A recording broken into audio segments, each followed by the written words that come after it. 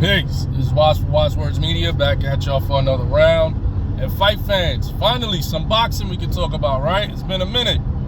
I mean, there's been a completely dry year in boxing, outside of a few spots, most recently being Crawford versus Canelo. But yeah, it's been a very dry past 2 years in boxing. But you know, this past weekend offered us one of those decent matchups on paper.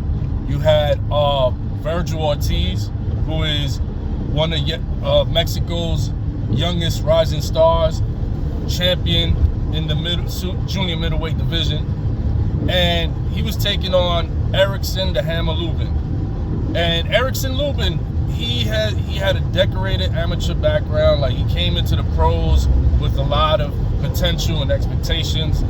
You know, you don't get a name like the Hammer for no reason. Southpaw, tough fighter. You know, well conditioned, looks the part.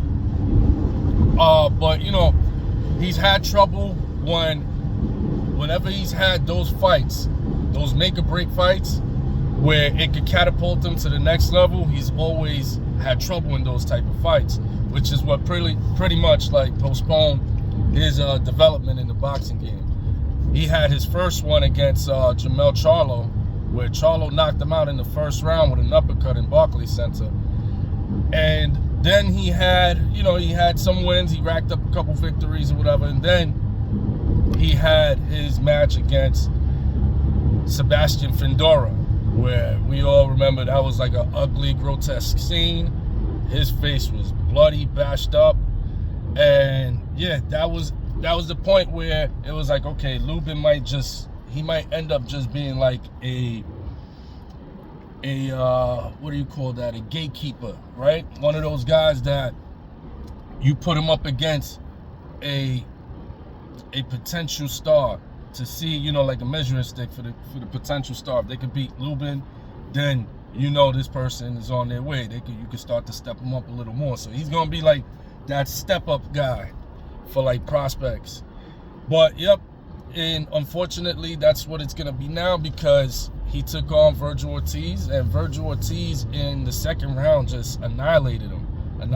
He had a lot. It was a very, very impressive outing by Virgil Ortiz. You saw him using a lot of great boxing fundamentals, a lot of solid boxing technique. He was slipping a lot of punches, nice high tight guard to block punches, and Lubin wasn't getting much of anything in. And he keeps a tight high guard, which is very, very crucial, very good when you're moving up in weight and you're fighting against bigger, stronger competition. So his defense looked solid, head movement looked solid. Like, he was slipping punches, he was giving them head, body, head combinations.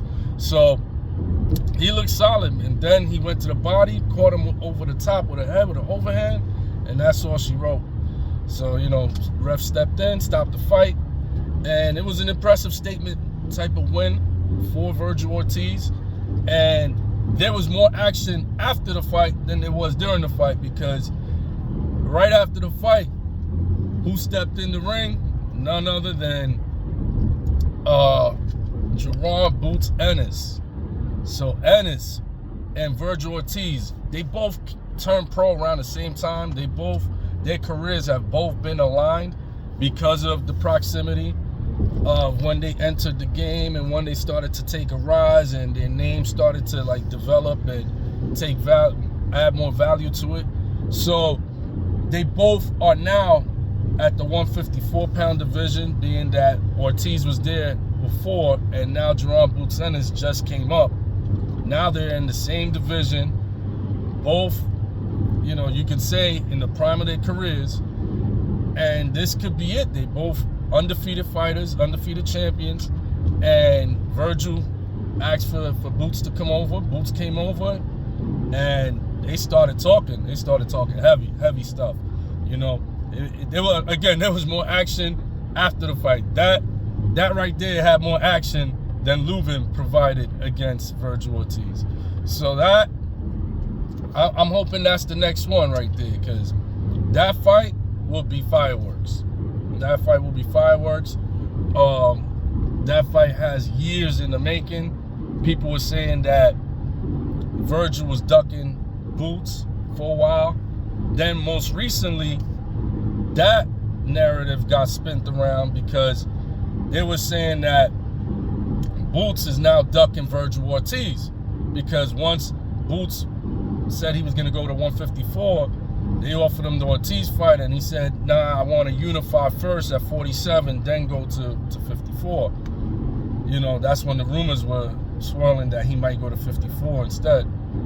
So they opened the door for the Virgil fight, and he just decided to not take the Virgil fight. So, you know, it's been interesting back and forth, but now they finally were in the ring face to face talking that talk to one another, and now it seems like it's very promising. The fight's on the horizon, and hopefully we get that one next. That will be a very, very good fight. Two young undefeated champions with another storied rivalry in boxing, which is Black American versus Mexican. That, you know, always has fireworks. I mean, we just got the fireworks when Crawford fought Canelo. You see, that Black and Mexican, when they get in the ring, that's it. That's one of boxing's best rivalries. So I look forward to seeing that. Let's see what develops. Let's see what's next for both fighters. I'm Waz for Waz Words Media. Peace.